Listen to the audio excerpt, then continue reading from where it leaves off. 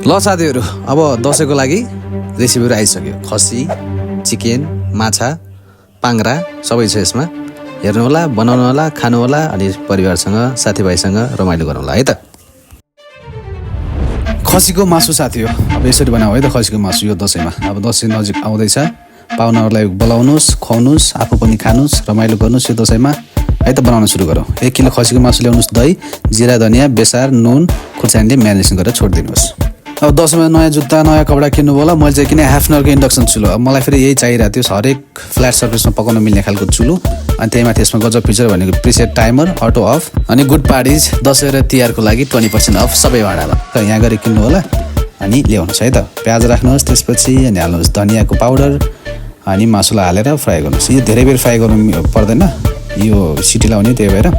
अनि यति गरिसकेपछि पानीले छोप्ने मासु छोप्ने गरी लगाउनु होला। अनि 5-6 सिटी जिरा, धनिया, लसुन, खुर्सानी, प्याज अनि मजाले फ्राई गरिसकेपछि तपाईलाई मनपर्ने मसला हाल्नुहोस्। गरम मसला, मिट मसला जे हाल्नुहुन्छ।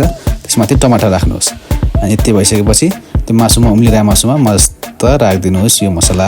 अनि एकचोटि छोपिदिनुहोस् 5-6 मिनट जति। अनि मजाले सर्भ गरेर खानुहोस्, खुवाउनुहोस् पाहुनालाई। जेसँग खाए पनि हुन्छ, भातसँग खाए पनि हुन्छ अनि दशैंमा खानेकुरासँग खाए पनि हुन्छ है त। आज म तपाईहरुलाई एकदमै सजिलो चिकन रोस्टको रेसिपी देखाउँछु है त। हेर्नु होला, एकदमै क्रन्ची छ। चिकनको थाई ल्याउनु होला, जिन्जर गार्लिक, मरिच, जिराको धुलो, नुन, कर्नफ्लोर अनि 2वटा जति अन्डा। अनि त्यसलाई मस्त फिट्नुहोस्। सुरुमा मजाले फिट्नु होला। अनि राख्नुहोस् यसमा सोया सस, थोरै सोया सस राख्नु होला। मजाले आधी घन्टा चाहिँ मजाले राख्नु होला है, मिनिमम आधी घन्टा। त्यसपछि लो हिटमा फ्राई गर्नुहोस् यसलाई 8-10 मिनट जति। लो हिट भन्दा नि मिडियम हिटमा मस्त फ्राई गर्नु होला। त्यसपछि निकाल्नुहोस्। अब के गर्नुहोस् भनेपछि सेतो तिल, जिरा अनि रातो खुर्सानी भुट्नुहोस्। अनि भुटेर माथिबाट राखिदिनु होला। छैन भने सिधै चाट मसला हाल्दै पनि हुन्छ, एकदमै गजब हुन्छ। बनाउनुहोस्, सेयर गर्नुहोस्। अनि यो ठिकै खाए पनि हुन्छ, हट सससँग खाए पनि हुन्छ। हट ससको रेसिपी चाहिए पेजमा गएर होला, अपलोड गरिसकेको छु है त। कुखुराको पाङ्ग्रा एकचोटि यसरी बनाएर खानुहोस् है तपाईहरु। हुन त तपाईहरुको नि पकाउने तरिका त फरक होला, गजब होला, राम्रै होला। तर एकचोटि यो यसरी ट्राई गर्नुहोस्, गजब हुन्छ, गजब, एकदमै गजब। पाङ्ग्राले उमाल्नुहोस् पहिला नुन र बेसार उमाल्दासम्म, त्यो उम्लिदासम्म टमाटर पोल्नुहोस् साइडमा। टमाटर निकाल्नुहोस्, लसुनलाई पनि पोल्नुहोस् अनि हरियो खुर्सानीलाई पनि पोल्नुहोस्। यति भइसकेपछि पाक्छ पाङ्ग्रा, धोएर मसिनो गरी काट्नुहोस्। मसिनो यतिको काट्नु होला। अनि यसलाई प्यानमा लो हिटमा फ्राई हुन छोडिदिनुहोस्। अनि टमाटरको यो बोक्रा फालिदिनुहोस्। त्यसपछि नुन, खुर्सानी थिच्नुहोस्, लसुन पनि मजाले थिच्नुहोस्, टमाटर, त्यसपछि अनि टिमुर यति हालेर घोलिदिनु होला।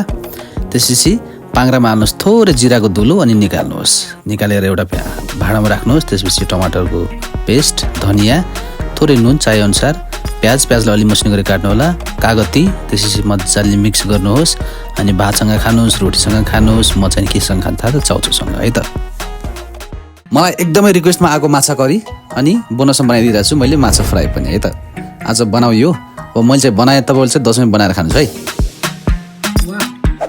ल्याउनुहोस्, माछा हाल्नुहोस्, जिरा, बेसार, नुन, कश्मिरी रातो मिर्च, अदुवा लसुन अनि हल्का क्रन्ची बनाउनलाई कर्नफ्लोर है त। अनि पिस्नुहोस् तोरी, अदुवा लसुन, जिरा, धनिया अनि खुर्सानी। अब तोरीको तेलमा माछा फ्राई। अब थोरै तेल राख्नु होला। यो पकाउँदै थिएँ फेरि ग्रिस चोइहाल्यो। हेर्नु न, यो बर्बाद बनाइसक्यो। धेरैचोटि खानामा चोएर मेरो यो खानै बर्बाद बनाएको छ। अब त्यही भएर ल्याउँदैछु नियोको मैले नयाँ चिम्नी, एकदमै गजबको मोडर्न टेक्नोलोजीवाला। हेर्नुहोस् त, ह्यान्ड सेन्सर, वाह। अटो हिट क्लिनिङले गर्दाखेरि ग्रिस पनि लाग्दैन। सक्सन यदि पावरफुल छ कि धुवा मात्रै होइन, तपाईँको एक्सको यादहरू पनि तानेर फालिदिन्छ घरबाट। ल अर्को भाँडा माछा, त्यसपछि मजाले फ्राई भइसकेपछि निकाले। माछा फ्राई भइसक्यो, त्यही हो तपाईँले माछा फ्राई खाने भनेको। अनि त्यही तेलमा मसलाहरू अघि पिसेको, त्यसपछि प्याज, बेसार, कश्मिरी रातो मिर्च, टमाटर, नुन अनि चाहे जति पानी हाल्नु होला ग्रेभीको लागि। त्यसपछि मस्त माछा हाल्नुहोस् अनि एकछिन सिमर हुन दिनुहोस् अनि सर्भ गरेर खानुहोस्। गजबको भएको छ तर माछा। तपाईँले पनि बनाउनुहोस्, ट्राई गर्नुहोस् है त। धन्यवाद।